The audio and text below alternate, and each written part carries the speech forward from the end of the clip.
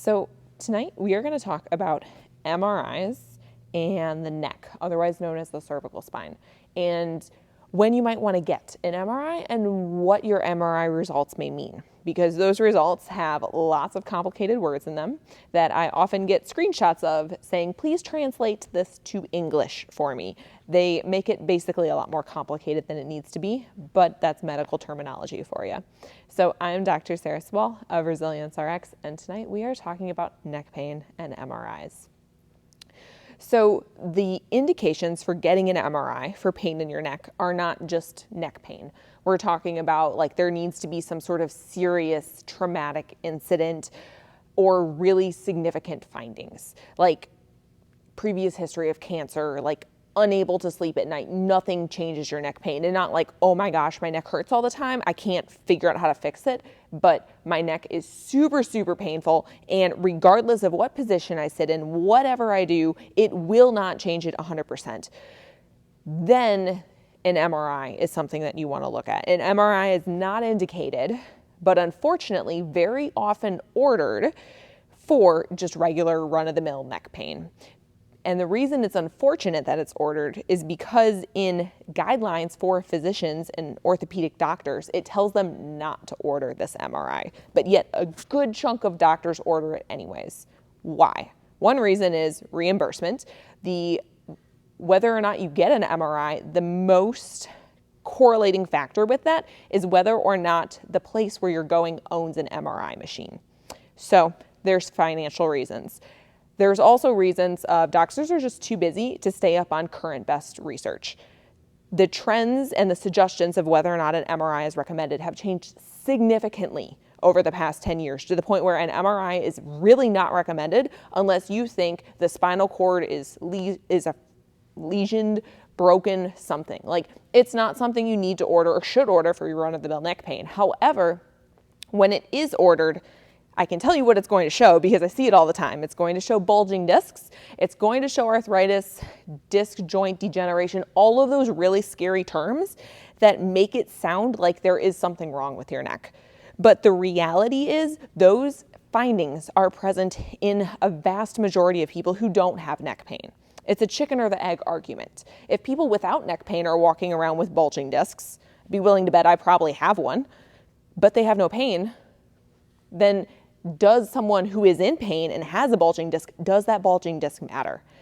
And the answer to that is we don't necessarily know, but looking at a hands-on exam of what provokes or elicits symptoms is often more important than what an MRI says.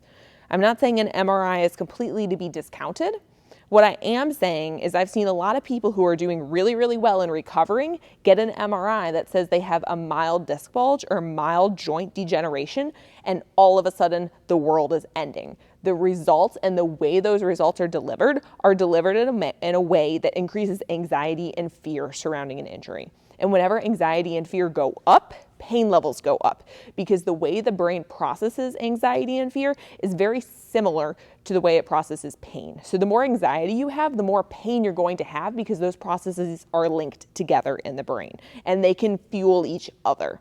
And one of the most difficult things to do is stopping that spiral. So when people ask, that I'm seeing as clients, they ask, do I need an MRI? My answer 99.9% of the time is no, you don't. Because a lot of the times those findings are just scary and they're not necessarily going to be very good predictors of your outcome. However, it can be very comforting to be like, I want to see what's going on. I want to know what my spine looks like. I would feel better if I knew exactly what was going on. And that belief, which makes a lot of sense, comes from the fact that our society interprets that if something is wrong, like structurally wrong in my body, I need to fix it in order to get out of pain. And that belief is not true. You don't need to fix a structure to get out of pain. You don't need to reattach a rotator cuff to make your shoulder pain go away. You don't need to push a disc back in to make your back pain or your neck pain go away. You can resolve pain without structurally fixing anything because the brain is 1,000,000 times more complex than the structure itself. The brain is going through a ton of inputs and that results in pain. It's not simply point A does not attach to point B, therefore I have pain. Pain is not at all that simple. And it can be hard to conceptualize this and understand this because this isn't something that we're brought up learning. We're brought up learning like if I break something, I need to fix it. And I mean, in a real world, in a mechanical sense, yes, you do, because if an engine's broken, it's not going to run. But the human body isn't just a whole bunch of parts. It's a sum of parts and a complex integrative processing center called the brain. So it's not as simple as if A is broken, we do B to fix it. One thing that a lot of people find interesting when I share it is there is a study that took one person.